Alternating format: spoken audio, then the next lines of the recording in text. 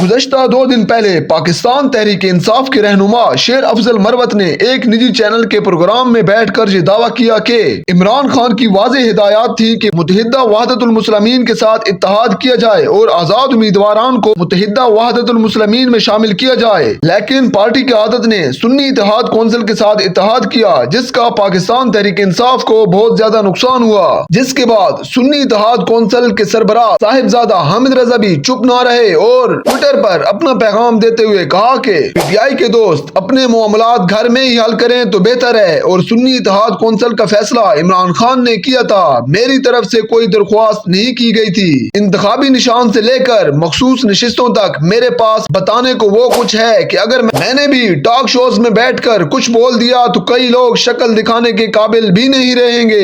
मेरी कमिटमेंट इमरान खान के साथ है और हमेशा रहेगी। मैं फजूल की मीडिया पब्लिसिटी के लिए इमरान खान का बुरा नहीं सोच सकता, सिर्फ इसीलिए खामोश हूँ। हिदायत लेकर फूट मत डलवाएं। अगर आप हकायक पर मबनी ऐसी मजीद भी खबरें देखना चाहते हैं तो वीडियो को लाइक करें और हमारे चैनल सम टीवी को सब्सक्राइब करें।